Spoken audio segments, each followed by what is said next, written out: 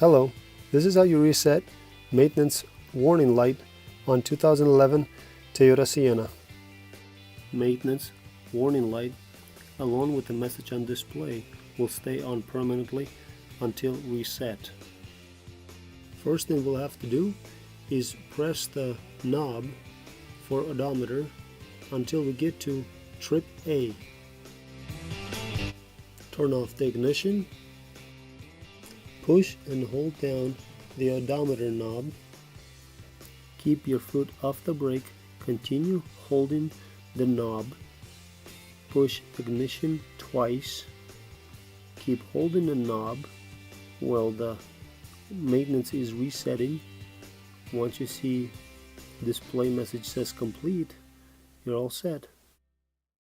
Don't forget to like and subscribe. Thanks for watching.